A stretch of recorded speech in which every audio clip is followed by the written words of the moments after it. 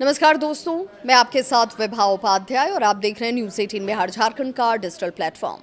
नेपाल इस समय गंभीर सांप्रदायिक तनाव का सामना कर रहा है। सुनसुरी जो ज़िला है उसके एक छोटे से विवाद ने अब बड़े हिंसक रूप को धारण कर लिया है। कई जिलों में कर्फ्यू लगा दिए गए हैं। नेपाल पुलिस, एपीएफ और नेपाली सेना को हाई अलर्ट पर रखा गया है, जबकि सड़क और रेल यातायात इस वक्त प्रभावित नजर आते हैं।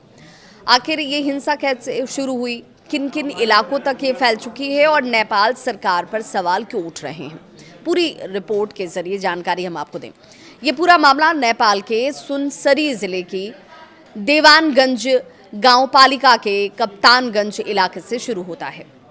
रिपोर्ट के मुताबिक दो समुदायों के धार्मिक कार्यक्रमों के दौरान विवाद शुरू हुआ। कुछ मीडिया रिपोर्ट्स भी कहती है कि कांवड़ यात्रा के दौरान लाउडस्पीकर और धार्मिक झंडों को लेकर तनाव बढ़ा और बाद में ये हिंसक रूप में बदल गया। स्थिति बिगड़ने पर पुलिस ने भीड़ को नियंत्रित करने के लिए बल प्रयोग किया और गोलीबारी की घटनाएं भी सामने आई। इसके बाद हिंसा जो है वो सुनसरी से निकलकर मध्य प्रदेश के सिरहा, धनुषा, परसा और सप्तरी सहित कई जिलों तक फैल गई। कई स्थानों पर आगजनी होती है, तोड़फोड़ होती है, पथराव और लूटपाट की घटनाओं की भी खबरें सामने आ गई।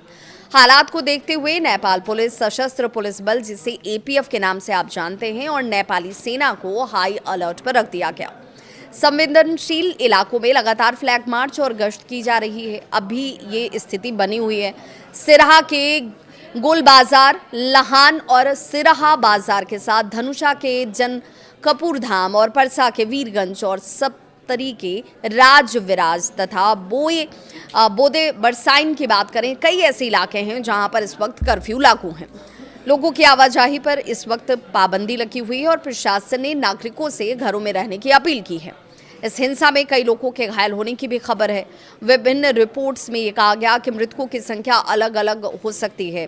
कुछ रिपोर्ट्स जो कहती हैं वो कहती हैं कि कम से कम जो जानकारी इस वक्त सामने आ रही है उस अनुरूप में एक शख्स की मौत हुई है, जबकि अन्य कई रिपोर्ट्स ऐसे कहते हैं कि कई लोग इसके दौरान उनको लेकर जान माल का नुकसान उठाना पड़ा है।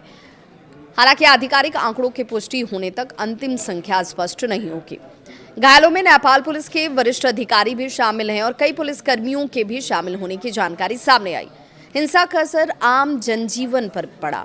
कई स्थानों पर सार्वजनिक परिवहन प्रभावित हो गए। भारत नेपाल सीमा से जुड़े मार्गों पर सुरक्षा बढ़ा दी गई, जबकि कुछ रेल और बस सेवाएं भी प्रभावित नजर आईं।